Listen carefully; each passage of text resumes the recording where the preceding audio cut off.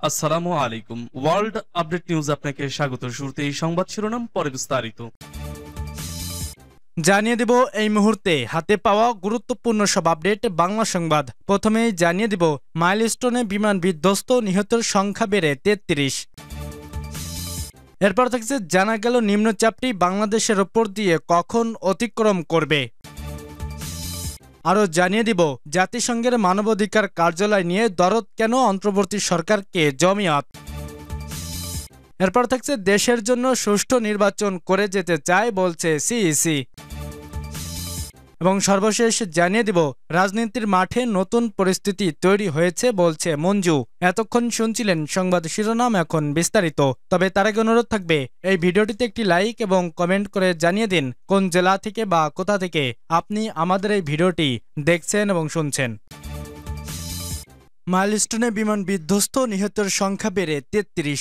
রাজধানীর উত্তরার দিয়াবাড়িতে milestone school and কলেজে বিমান বিধ্বস্তর ঘটনায় নিহতের সংখ্যা বেড়ে দাঁড়িয়েছে ৩৩ জনে। দুর্ঘটনায় দগ্ধ হয়ে রাজধানীর ৭টি হাসপাতালে এখনও চিকিৎসাধীন রয়েছেন ৫০ জন। স্বাস্থ্য অধিদপ্তরের তথ্য মতে জাতীয় বার্ন ও প্লাস্টিক সার্জারি ইনস্টিটিউটে ১৫ জন, ঢাকা সিএমএইচে ১৫ জন, ঢাকা মেডিকেল কলেজ হাসপাতালে ১ জন, লবনা জেনারেল হাসপাতাল অ্যান্ড কার্ডিয়াক সেন্টারে ১ জন এবং ইউনাইটেড হাসপাতাল লিমিটেড ১ জনের মৃত্যু হয়েছে। এদের মধ্যে কারো মরদেহ হাসপাতালে নেওয়া হয়, আবার কেউ চিকিৎসাধীন অবস্থায় মারা যান। সর্বশেষ আজ শুক্রবার দুপুর ১টার দিকে জাতীয় বার্ন ও প্লাস্টিক সার্জারি ইনস্টিটিউটে চিকিৎসাধীন অবস্থায় মারা যান মাকিন নামে এক শিক্ষার্থী। মাকিনের বাড়ি গাজীপুর জেলা সদরের কোনাপাড়া এলাকায়। তিনি ওই এলাকার মোহাম্মদ হোসাইনের ছেলে। প্রধান উপদেষ্টার প্রেস উইং জানিয়েছে দুর্ঘটনায় প্রায় ১.৫ শতাধিক ব্যক্তি আহত হন। এর মধ্যে অনেকে চিকিৎসা শেষে বাড়ি ফিরে গেছেন। বর্তমানে হাসপাতালে ভর্তি আছেন ৫০ জন।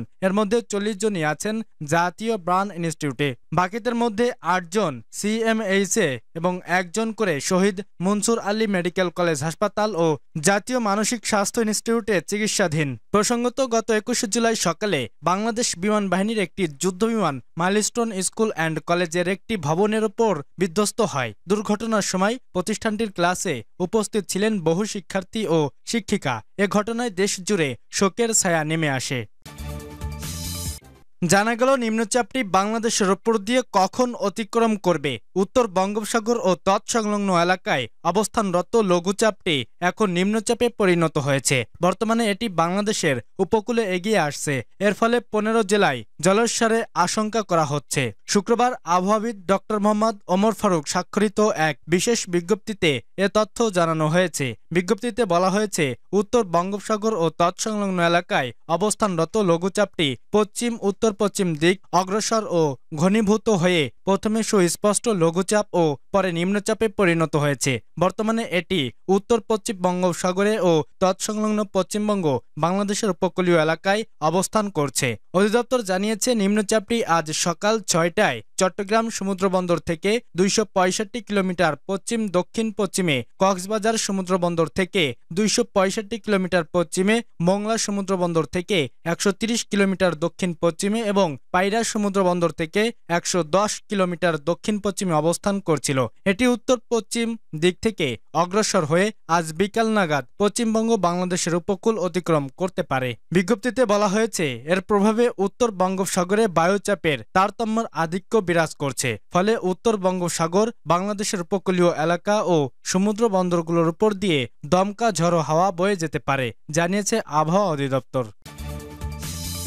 জাতিসংঘের মানবাধিকার কার্যালয় নিয়ে দরদ কেন অন্তর্বর্তী সরকারকে জমিয়াতে উলামায়ে ইসলাম বাংলাদেশের সিনিয়র সহ সভাপতি মাওলানা আব্দুর রউফ ইউসুফী বলেছেন, বাংলাদেশের স্বাধীনতা ও সার্বভৌমত্ব বিরোধী কোনো চুক্তি আমরা মানতে পারি না। দেশের জনগণ এরকম চুক্তি করার কোনো ম্যান্ডেট অন্তর্বর্তী সরকারকে দেয়নি। আমাদের পূর্বপুরুষেরা যেভাবে ব্রিটিশকে তাড়িয়েছিল, আমরাও সেভাবেই পশ্চিমা আধিপত্যবাদকে রুখে দিব ইনশাআল্লাহ। শুক্রবার বাদ-জুমা বাইতুল মোকাররমের উত্তর গেটে বাংলাদেশের জাতিসংঘের মানবাধিকার কমিশনের কার্যালয় স্থাপন চুক্তির প্রতিবাদে দলের পক্ষ থেকে আয়োজিত গণমিছিল পূর্ব বিক্ষোভ সমাবেশ সভাপতির বক্তব্যে মাওলানা ইউসুফী এসব কথা বলেন। বিক্ষোভ সমাবেশে জমিয়াতের মহাসচিব মাওলানা মঞ্জুরুল ইসলাম আফেন্দি বলেন, জাতিসংঘের মানবাধিকার কমিশনের ইতিহাস পক্ষপাতিত্বের ইতিহাস। কলম্বিয়ায় তাদের এই অফিস নিয়ে অনেক অভিযোগ ও বিতর্ক রয়েছে।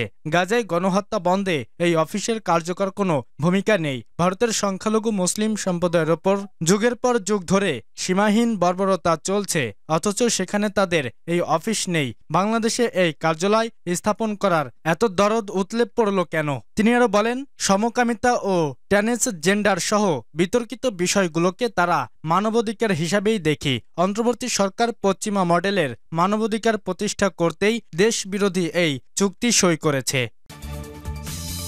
দেশের জন্য সুষ্ঠু নির্বাচন করে যেতে চাই বলছে সিইসি। প্রধান নির্বাচন কমিশনার এএমএম নাসিরউদ্দিন বলেছেন, জীবনের শেষ প্রান্তে এসে কোনো ব্যক্তিগত লক্ষ্য বা স্বার্থ নয়, বরং দেশের জন্য একটি ভালো কাজ করতে চাই। তিনি বলেন, আমার লক্ষ্য জাতিকে একটি সুষ্ঠু, অবাধ ও গ্রহণযোগ্য নির্বাচন উপহার দেওয়া। এটি শুধু আমার একার পক্ষে সম্ভব নয়। এজন্য আমি দেশবাসীর সার্বিক সহযোগিতা এবং দোয়া কামনা করছি। শুক্রবার যশোর কালেক্টরেট মসজিদে জুম্মার নামাজের আগে মুসল্লিদের উদ্দেশ্যে শুভেচ্ছা বক্তব্য তিনি এসব কথা বলেন। খুলনা যাওয়ার পথে যশোরে সংক্ষিপ্ত যাত্রা বিরতির সময় তিনি এই মসজিদে জুম্মার নামাজ আদায় করেন। প্রধান নির্বাচন কমিশনার বলেন, আমি সরকারি চাকরির জীবনে অনেক দায়িত্ব পালন করেছি, অনেক অভিজ্ঞতা অর্জন করেছি, কিন্তু এই মুহূর্তে যে গুরু দায়িত্ব আমার কাঁধে এসেছে তা দেশের জন্য অত্যন্ত গুরুত্বপূর্ণ।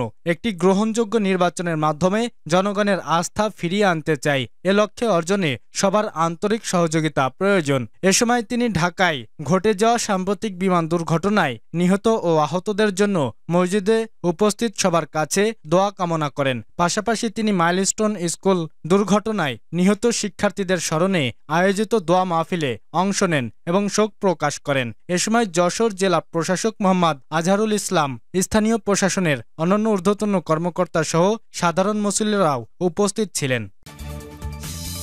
রাজনীতির মাঠে নতুন পরিস্থিতি তৈরি হয়েছে বলছে মঞ্জু। ছাত্র জনতার গণ অভ্যুত্থানের পর রাজনীতির মাঠে নতুন পরিস্থিতি তৈরি হয়েছে বলে মন্তব্য করেছেন এবি পার্টির চেয়ারম্যান মুজিবুর রহমান মঞ্জু। শুক্রবার সকালে চট্টগ্রাম প্রেস ক্লাবে সাংবাদিকদের সঙ্গে মত বিনিময়কালে তিনি এ মন্তব্য করেন। এ সময় তিনি বলেন, ফ্যাসিবাদ বিরোধী আন্দোলনে থাকা দলগুলো এখন পারস্পরিক দ্বন্দ্বে জড়িয়ে পড়েছে। এ দ্বন্দ্বের কারণে ফ্যাসিবাদী গোষ্ঠী পুনরায় ফিরে আসার পথ সুগম হতে পারে। হাসিনার ফ্যাসিবাদকে উৎসাহিত করা কিছু সাংবাদিক নামের অ্যাক্টিভিস্টের ষড়যন্ত্র থেমে নেই। আদর্শ দল মতের পার্থক্য থাকলেও ফ্যাসিবাদ প্রশ্নে সবাইকে এক হওয়ার আহ্বান জানান তিনি। এবি পার্টির চেয়ারম্যান বলেন, যাদের আমরা এখনো নাম শুনেনি সেই সার্জিস নাহিদ ও হাসনাতরাই আমাদের নতুন স্বাধীনতা এনে দিয়েছে। দলগুলো 15 থেকে 17 বছর আন্দোলন করে সফল হয়নি। সেই সবকিছু রাজনৈতিক দলকে ভুলে গেলে চলবে না। সুতরাং ঐক্য ও সংহতির ব্যাপারে কোনো ছাড় নেই। তিনি বলেন, নির্বাচন সামনে রেখে বিএনপির বিপরীতে একটি